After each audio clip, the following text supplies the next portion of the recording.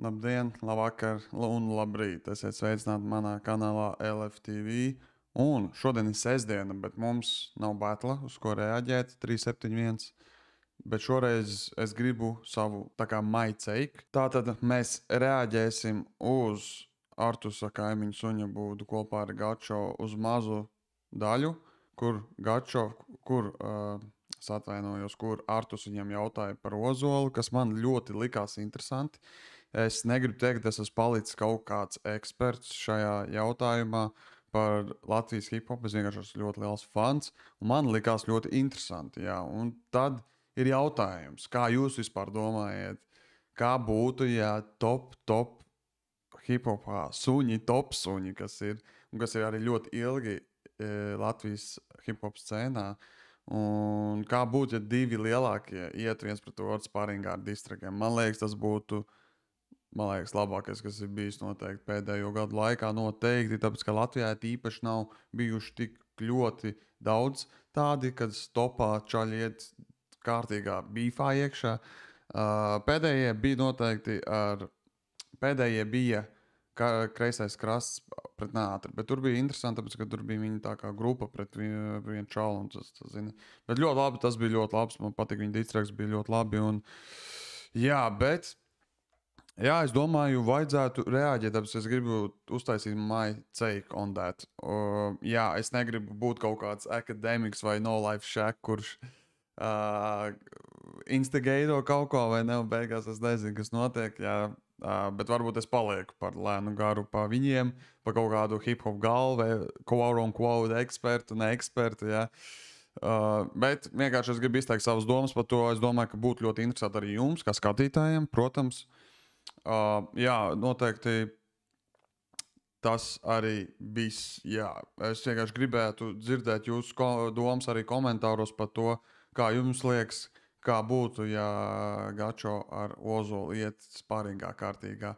Jo jūs zināt, ka mums šogad bija ļoti bagātīgs gads. Ja jums patīk kultūra, Amerikas hip-hopa, tad jūs noteikti ziniet Kendricks pret Dreiku, kas bija, man liekas, pēdējo ļoti daudz gadu garumā. Viņi arī ļoti gaidīja. Es paklausījos arī podkastus, kur tiešām tādi old heads, tie vecie, kuri teica, ka tiešām viņi sen gaidīja, ka top, kas ir pirmajās vietās, iet viens pret otru kārtīgā batlā, kārtīgā tādā, kur tu izmanto visu savu skillsetu, lai noliktu otru.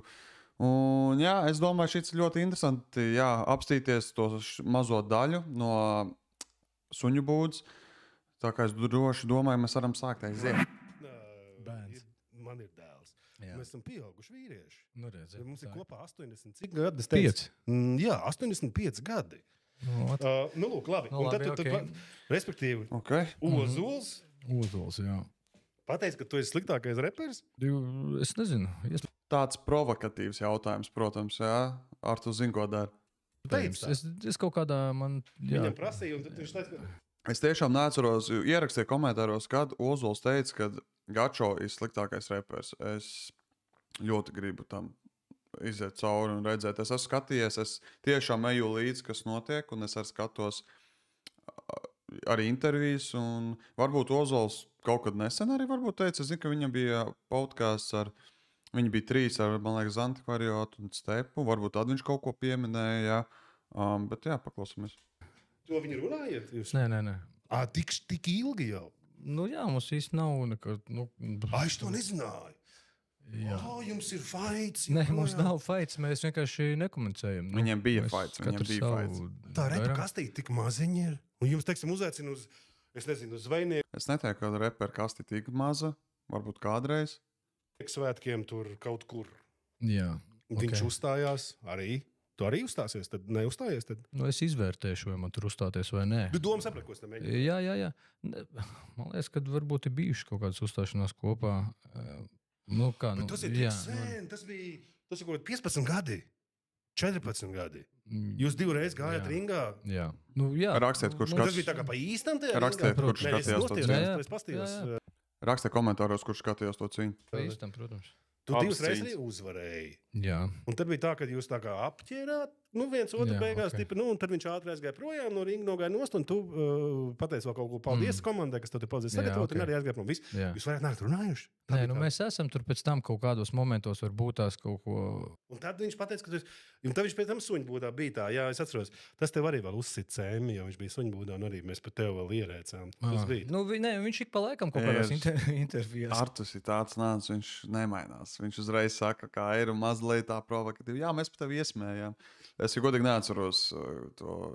Varbūt vajadzēja man noskatīties tagad, bet jā, es tagad neatceros. Varbūt tā bija. Es zinu, kad Artus ļoti lika to gačo dziesmu, un tad kaut kam prasīja, vai šitā skaitās laba repa dziesma kaut kas tāds. Tagad arī joprojām? Es nezinu, kas ir tagad. Tagad reizi pusgadā vai reizi gadā vai kaut kur viņš kaut ko tur... Nopietni? Jā, bet saprot, man jau nav... Kāpēc tā darīja? Mēs esam lieli, pieauguši jau tagad.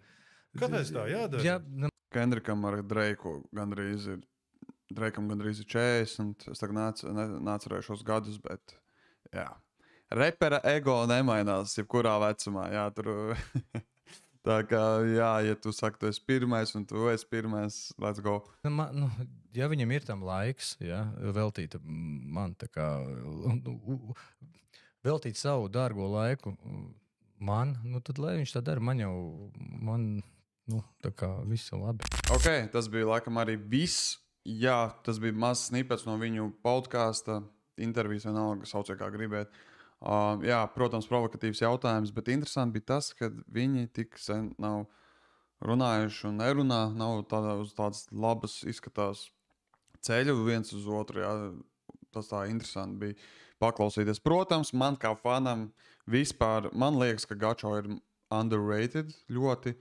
Jā, īpaši, by the way, man liekas, ka gačo storytellings repā, man liekas, Latvijas ir, man liekas, viņš pirmajā vietā, jā, jo viņa storytellings ir vispār out of the world, man liekas. Viens, es varu uzreiz pateikt, es dzirdēju viņu podkāstā, kad viņš teica, kad viņš parasti rakstā, viņš uzpīpē, un man liekas, tā nav cigareta vairāk, man liekas, ka viņš uzpīpē zaļā, jo man liekas, viņa storytellings ir crazy. Jā, man liekas, un tas būtu diezgan interesanti redzēt, kā būtu, tāpēc, kad mēs neesam redzējuši, kad top suņi saucamie, kad ir, man liekas, ka gačo nav tāds bīvs ar kādu reperi īsti bijis, un viņš repā izliek visu, jā. Un Ozolam bija ar Gustavo, kādu laiku apakaļ, protams. Man liekas, ka Gustavo taisnā tiesa ir, kas Amerikā nāzam ir Eater, viņam ir Eater, mums ir taisnā tiesa, jā. Jā, man liekas, būtu traki, būtu baigi labi. Es nezinu, man būtu īstenībā baigi klausīties ar to tikai tāpēc, ka gačo. Man, ja jūs sakiet, kurš uzvarētu, es nezinu, ja man Ozols pārsteigtu, tad varbūt Ozols, bet man liekas, ka gačo, jo gačo, jā, viņa storytellings, ja viņš jau, nikns repers, teikšu, dusmīgs repers ir labs repers, jā, viennozīmīgi. Un pēdējais bija, jā, viņa storytellings. Viņai, ja viņš ir vēl dusmīgs, noteikti būtu labs, un varbūt, ja viņš savāc kādu informāciju, viņš zina par šitiem visiem gadiem, jā. Jo izskaties, ka viņš negrib baigi par to runāt un iespringt, kas ir tik fine, viss chill, tāpēc esam mēs hip-hop galvas, kuri pārunā mazliet par šito. Man liekas, ka tas bija bišķi garāks video, bet tas nekas. Jā, vēl ko es gribēju pateikt, ka gačo mazliet, vismaz man pēc sajūtām liekas, ka viņš varbūt tāds ir viens pats kaut kur visu laiku ņemās. Jā, jo es vairāk redzu Ozols, kad ir jaunajiem, viņš var ar jaunajiem uztaisīt dziesmas kopīgas. Tāpēc man liekas, ka varat savilkt paralēls tāds referents, ka Kendriks un Dreiks, jā, nosacīt. Jā, tas man liekas būtu. Es, karoči, arī klausījos vienu interviju, by the way. Man vienkārši gribas zināt, ko vispār Latvijā domā jebkurš, kurš varbūt ir rap scēnā par tādiem distrakiem, beefiem un competition. Jā, jo es biju redzējis, vienīgais, ko es biju redzējis, ir vasarā. Denis bija vispār aizgājis uz to interviju / podcastu, jā, tas bija Ghetto Games. Denis neatbildēja, bet man bija interesanti dzirdēt, ko otrs domā. Viņš arī ir, laikam, reperis, viņš krieviski repo, es zinu, Ghetto Games vada un krievu akcents. Es neaizmirsu, kā viņam vārds ir, es ļoti atvainojos. Jā, viņam bija interesants teiks uz to, ka labāk ir futbolu uzspēlēt, zin kā tā, šitā, lai gan es piekrītu, jā, var, Bet no otras puses, zinot to kultūru, tāpēc, ka tā kultūra nākus pie mums, mēs neradījām. Vai ne? Un man liekas, ka es esmu interesējies, es nemelošu, es esmu interesējies, protams, skatījos arī dokumentālās. Netflixā vispār ir ļoti forša dokumentālā par hip-hop kultūru un no visiem sākumiem līdz pat mūsdienām. Un iesaku noskatīties. Bet, jā, kad tu mācies, tad tu kinda saproti, kāpēc. Un tev arī tāpēc sāk patikt vairāk tie distrēku battle, un tu novērtē, ko viņi tur raksta. Un tu sāc klausīties tās rindas, mēģini ieklausīties. Ja tu nesaproti, meklē YouTube. Ja? Tāpēc es esmu ļoti liels fans uz to vispār battle kā tādu, un liriku un vispārējo. Ja? Protams, man arī patīk cita veida mūzika, bet es tā tikai par battlēm runājot.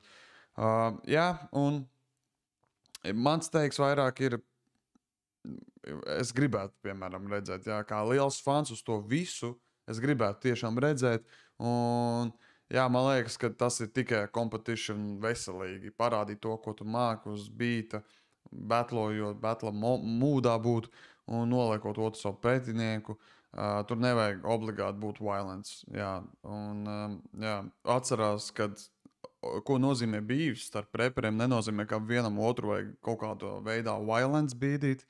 Jā, jo, ja jūs mācāties kultūru, interesēties par kultūru, kas ir no Amerikas nākusi, tad viņiem nekā tā, viņi pat tie oldheadi teica, ka viņi bija tādā sajūsmā, un tur nevajag nekādu violence, vienkārši parādi. Visa tava nauda nav, visi tavi awards ir prom, vienkārši parāda, ko tu māki uz miķa un aiziet mauc. Un tāpēc tas violence kaut kā, man liekas, pēdējā laikā parādījās varbūt bišķi pat raku, un tas vairāk uz jaunajiem bija, jā, un tādu gangsterveidīgiem. Es nezinu, man bija tāds, ka likās katru dienu kāds nomirst, jā. Jā, tas ir bišķi pat raku, un tāpēc arī tev kaut kur pazuda tas hip-hop competition. Jo kādreiz bija tā, viņi pat uz ielām freestylo. Vienkārši tu saki, tu esi labākais, nē, es saku, es esmu labākais. Un davai uz ielas, miķis, viens mikrofons, ieslēdz kāds mūzika, viens DJs un davai mauca viens pret otru. Jā, man liekas, tas būtu baigi labi, bet, protams, gribu dzirdēt jūsu domas, ielaikojiet, komentējiet, ko jūs domājat, un jā, tiksimies nākamajos video. Peace!